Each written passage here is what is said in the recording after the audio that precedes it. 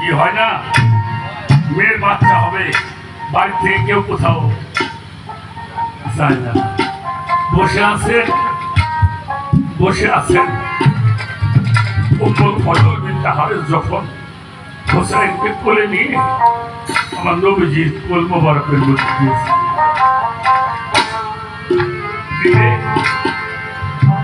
উনি প্রাণ ভরে ওনার কলিজার টুকরা দেখছেন আর মুস্কি মুস্কি হাসছেন।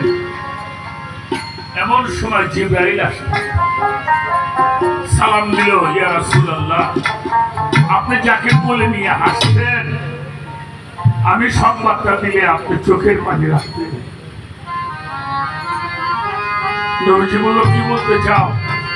বলে, যাকে আপনি কোলের মধ্যে নিয়ে হাসছেন 61 হিজরি 10ই মুহররম, 61 হিজরি 10ই মুহররম আপনার উম্মতের মধ্যে একটা পথভ্রষ্ট দল আপনার কলিজার টুকরাকে কারবালার কাছে জবাই করে দিল। নবীজি চোখের পানি ফেলতে শুরু করছেন। বাবাজি, আমরা তো কারবালার দিক কাঁদছি, আর নবীজি 57টা বছর হুসাইনের জন্য কেঁদে গেছে। জানে না? অবশ্যই মওলা হুসাইনও জানে আমি আমার এখানেই শহীদ হতে হবে। এরা জেনেই গিয়েছেন, এরা জীবন দিয়েছেন, কিন্তু মিথ্যার কাছে মাথা নত করে নাই। মরণকে যারা ভয় করে, মরণ তাদেরকে টানে, মরণকে যারা বুক পেতে নেয়, বাঁচতেই কেবল তারা। তারা জেনে শুনেই শহীদ হয়েছেন। কিয়ামত পর্যন্ত দুনিয়ার মানুষ তাদের সঙ্গে শ্রদ্ধার সঙ্গে স্মরণ করবে, চোখের পানি ফেলবে। কি বলো? আব্দুর রহমান মুলজাম যখন দরজার পাশে দাঁড়িয়ে আছে, মাওলা আলী আলাইহিস সালাতু ওয়াস সালাম উনি কুরআন তেলাওয়াত করতেছিলেন সেজদারত অবস্থায়, আর বারবার ডাকছে, না ভাই একটা দেরি করো কেন, আমার তো সময় হয়ে গেছে। এই বেটা, যাদের হাতের ইশারায় পৃথিবীটা ঘোরে তাদেরকে মানুষে মারতে পারে, এটা আমার বিশ্বাস হয় না। যার হাতের আঙ্গুলের ইশারায় চন্দ্র 2 খণ্ড হয়, তার দাঁত ভাঙতে পারে মানুষ? কথা বলেন, এই ঈমান নিয়ে আমাকে বাঁচতে হবে। যার হাতের ইশারায় মোড়া তাজা হয়, যার হাতের ইশারায় গাছ হাতে, যার হাতের ইশারায় চন্দ্র তার সাথে খেলা করে, তারে মানুষে মারতে পারে?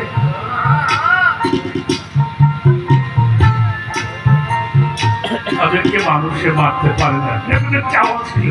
আমার কথায় কি আপনারা বিরক্ত হন? আমার কথায় বিরক্ত হন?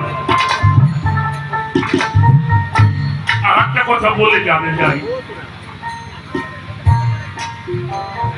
এটা আমি যাদের কথা বলছি আমার জন্য দোয়া করবে। আমার এই দেহটা যেন আহলে বায়তের নামে আমি অক্ষ করে দিতে পারি। আমি কিছুই চাই না, আমি কিছুই চাই না, শুধু তাদের একটু আমার মুর্শিদের দয়া করে একটু তাদের মহব্বত এখানে নিয়ে আমি চাইছি।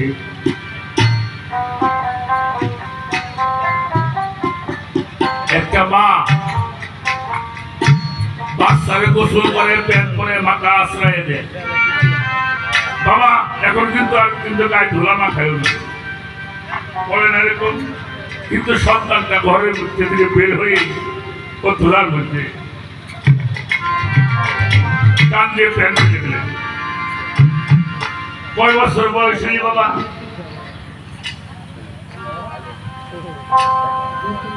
2 বছর, 2.5 বছর, 3 বছর। কোমরে টানিয়া আমার সব কিছু ভুল হয়ে যায়।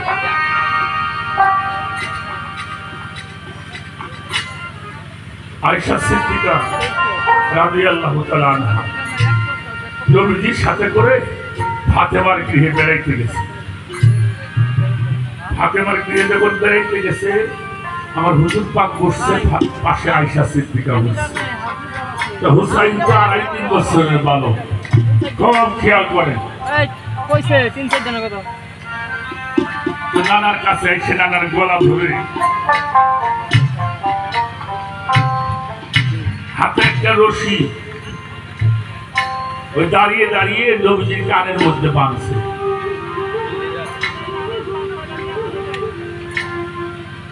এক পাশ এই কানে বাঁধছে, ওই পাশে আয়েশা সিদ্দিকা বসা, আর এক পাশ নিয়ে নানির কানের সাথে বাঁধতেছে। হয় না? নবীজি তাকিয়ে দেখে কি করে হুসাইন। তো দুই পাশে যখন বাধা হয়ে গেছে মাঝখানে ধরে বলছে নানু আজকে একটু বুলু বুলু খেলবো। বুলু বুলু বোঝেন না?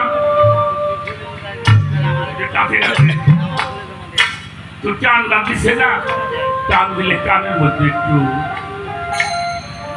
রশিটা একটা হাতের মধ্যে ধরে এমনি করে ধরছে যাতে কানের মধ্যে ব্যথাটা না লাগে। তো রসুল বলছে নানু ভাই এই খেলাটা খেলা যাবে না, আপনি নাতি নিয়ে খেলছেন, দাদু তুমি একটু থাকো, আমি একটু বাজার থেকে ঘুরে আসি। কিন্তু কান্না শুরু করে না, কান্না শুরু করছে। ঘর থেকে ফাতেমা দেখছে, দেখে বাবার কানের মধ্যে ব্যথা লাগতেছে, এসে কাজ করে একটা পিঠের উপরে থাপ্পড় দিচ্ছে, মার মুখের দিকে তাকাই দিচ্ছে আর মনে মনে কয় মা নানার সাথে খেলতে গেলাম, তুই আমার মানলি, থাকবো না তোর বাড়ি। মৌলা হাসানকে ডাক দিয়েছে দিয়ে ভাই এই বাড়ি আর থাকা যাবে না, চলে বাড়ি আগে চলে যাবো। তখন গেলে মানুষ ফিরে আসতো না, ও জানলো গলা ধরে দুই ভাই বাড়ি থেকে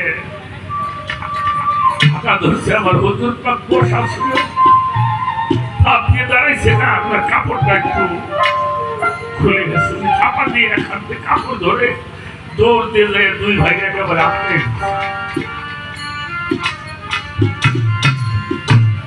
ভাই ভাই তোরা কোথাও যাস না ভাই, ইরাকের নাম নিলি কেন? ইরাকের কথা শুনলে তো আমার খুলে গেল খেতে যাওয়া। আই ভাই তোরা যা চাবি আমি তোদের সাথে সেইভাবে, তোরা যে খেলা খেলতে চাস আমি সেই খেলাই খেলব। আদর করে নে, একজনকে এই পাশে বসাইছে আর একজনকে এই পাশে বসাইছে। তো বললো না না খেলা তো খেলবো না, একটা জিনিস আজ তোমার কাছে আমি চাবো। কে বলছে? হুসাইন কয় বছর বয়স? 2.5-3 বছর বয়স।